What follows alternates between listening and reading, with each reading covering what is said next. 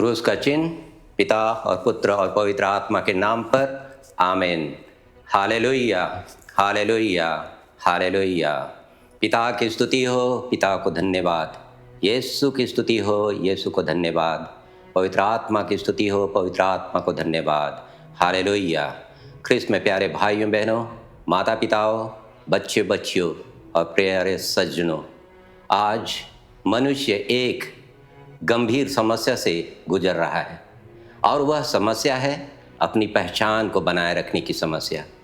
हर व्यक्ति चाहता है कि वह अपनी पहचान को बनाए रखे और वह पहचान हमें स्वयं अपने परिवार से प्राप्त होती है। हम जिस परिवार में जन्म लेते हैं उसी परिवार से हमारी पहचान होती है। जिस समाज में हम जन्म लेते हैं उसी समाज से हमारी पहचान होती है और जिस जाति से हम आते हैं उस जाति से हमारी पहचान होती है। फिर भी मनुष्य उस पहचान को पाने के लिए तड़पता रहता है। उसकी समस्या यही है कि वह कहाँ अपनी पहचान को पाए। लेकिन हमारा बाइबल हमें स्पष्ट रूप से बताता है कि हमारी पहचान किस में है और किन में है। हमारी पहचान सचमुच में स्वयं ईश्वर में है, क्योंकि हम उत्पत्ति ग्रंथ के अध्याय 1 पद संख्या 26 में पाते हैं, ईश्वर स्वयं कहते हैं, हम मनुष्य को अपने प्रतिरूप बनाएं, वह हमारे सदृश हो। आज उसी प्रतिरूप और सदृश के बारे में हम अनुभव करने का प्रयास करेंगे। प्रभु अपने प्रतिरूप को हमारे इस शरीर में कहाँ रखा है, किस अंग में डाल दिया है, जिससे हम उनके प्रतिरूप हैं, वास्तव में हैं। और वो प्रतिरूप हमारे लिए बहुत महत्वपूर्ण स्थान रखता है। और उसका प्रतिरूप प्यारे भाई बहनों हमारे मस्तिष्क में, हमारे दिमाग में ईश्वर ने डाला है। और उस दिमाग में स्वयं ईश्वर ने अपनी सत्य की आत्मा को हमें प्रदान किया है।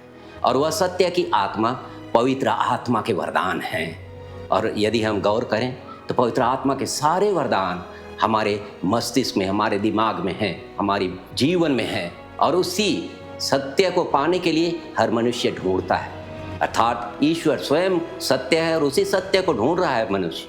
और वह सत्य स्वयं हमारे दिमाग में, हमारे मस्तिष्क में है, क्योंकि हम उस मस्तिष्क में पवित्र आत्मा के उन सारे वरदानों को पाते हैं। यदि हम ईसाया नबी के ग्रंथ को पढ़ेंगे, अध्याय 11 पद संख्या 2 में ईश्वर स्वयं कहता है, मैं अपनी आत्मा को तुम्हें प्रदान करूंगा।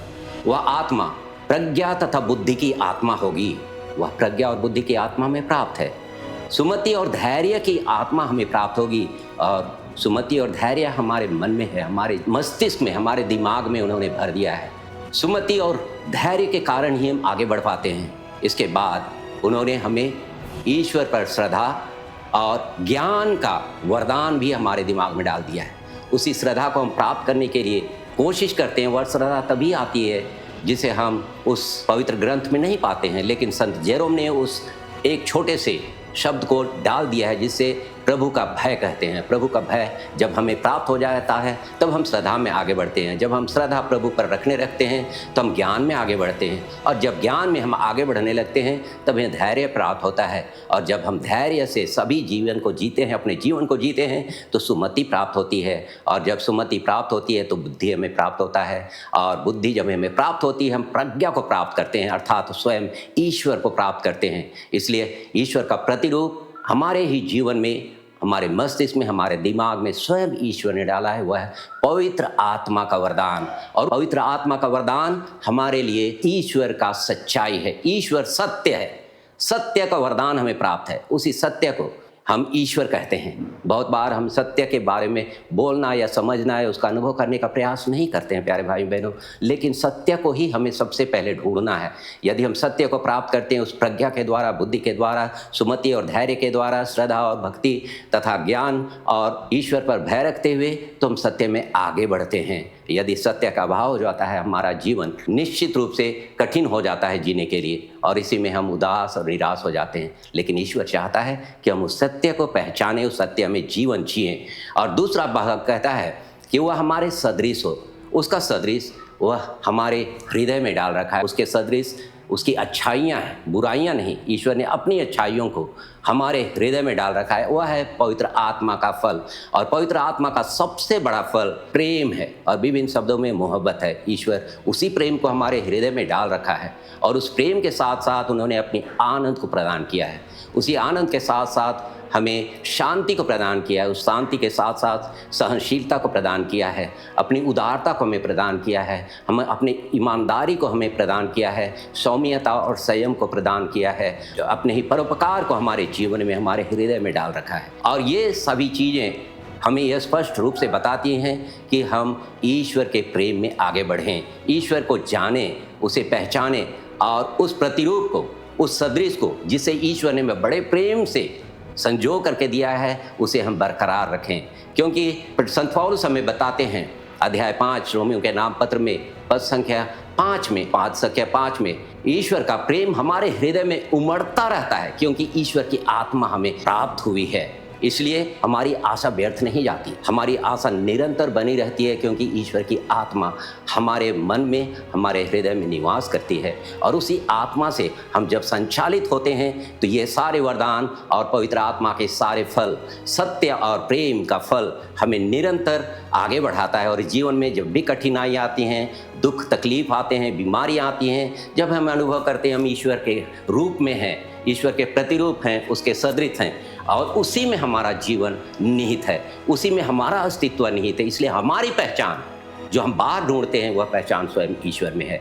इसलिए हमें इधर उधर जाने की आवश्यकता नहीं है। आज यदि हम ईश्वर को पहचानते हैं, उसे जानते हैं, वही हमारी पहचान है, उसी में हमें जीना है और उसी में हमें मरना है। इसलिए संत पौलुस हमें कहते हैं रोमियो के नाम पत्र में ही अध्याय 14 पद संख्या 8 में, जब हम अपना जीवन जीते हैं हमें ईश्वर में जीवन जीते हैं, जब हम मर जाते हैं हम ईश्वर में मर जाते हैं। यदि हम जीवित रहें या मर जाएं, हम ईश्वर के ही हैं और वही हमारी पहचान है। तो हमें अन्य जगह पहचान ढूंढने की आवश्यकता नहीं है आज, लेकिन सबसे पहले ईश्वर को ढूंढना है, ईश्वर के राज्य को ढूंढना है। जैसा कि संत मत्ती के सुसमाचार में हम लोग पाते हैं अध्याय 6 पद संख्या 33 में स्वयं यीशु ख्रीस्त हमें कहते हैं, सबसे पहले ईश्वर को ढूंढो, उसके राज्य को ढूंढो और सब कुछ आपको यूं ही मिल जाएगा।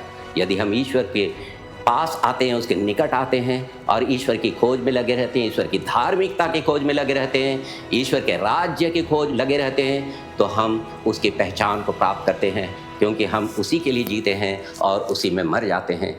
क्योंकि हमारा अस्तित्व उसी में है, हम उसी में जीवित रहते हैं, हमारा अस्तित्व उसी में, हमारी गति है, उसी में हमारी पहचान है। जैसा कि प्रेरित चरित्र में हम लोग पाते हैं अध्याय 17 पद संख्या 27 में ईश्वर संत पौलुस के माध्यम से हमें बताता है कि ईश्वर में ही हमारा जीवन है, हम उसी में जीवित रहते हैं, ईश्वर ही हमें जीवित रखता है।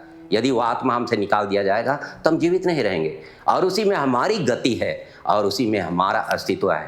प्यारे भाई बहनों, तो आइए हम सबसे पहले ईश्वर के राज्य, ईश्वर स्वयं को और उसकी धार्मिकता की खोज में लगे रहें, और अन्य सारी चीज़ें मैं स्पष्ट रूप से बता देना चाहता हूँ कि सभी चीज़ें जो हम ढूंढते हैं दुनिया में, मान सम्मान, यश, पैसा, रुपया, घर, दौलत, ये सारी चीज़ें स्वयं ईश्वर हमें प्रदान करेगा। इसी के साथ आइए हम ईश्वर से प्रार्थना करें कि हमें इन सारे वरदानों से पुनः भर दे। जब हम ईश्वर को ढूंढेंगे वो हमें प्राप्त हो जाएगा, और जब हम उसे सच्चे मन एवं दिल से खोजेंगे वो हमें प्राप्त हो जाएगा। यही यिर्मयाह नबी के ग्रंथ में हम लोग पाते हैं अध्याय 29 पद संख्या 13 में, यदि तुम मुझे ढूंढोगे तो सचमुच में मैं तुम्हें मिल जाऊंगा, यदि तुम मुझे पुकारोगे तो मैं तुम्हारी सुनूंगा, क्योंकि मैं तुम्हारा ईश्वर हूँ, मैं ही तुम्हारा सृष्टिकर्ता परमेश्वर हूँ, मैं ही तुम्हारा सब कुछ हूँ। अर्थात ईश्वर ही हमारा सब कुछ है। तो आइए इसी को हम ढूंढें, सबसे पहले ईश्वर के राज्य को ढूंढें, ईश्वर को ढूंढें, उसकी धार्मिकता की खोज में लगे रहें, और ईश्वर स्वयं अन्य सारी चीज़ें जिसकी हम कामना करते हैं इस जीवन में आगे बढ़ने के लिए, वे सारी चीज़ें स्वतः हमारे जीवन में आ जाएगा। पिता और पुत्र और पवित्र आत्मा के नाम पर, आमीन।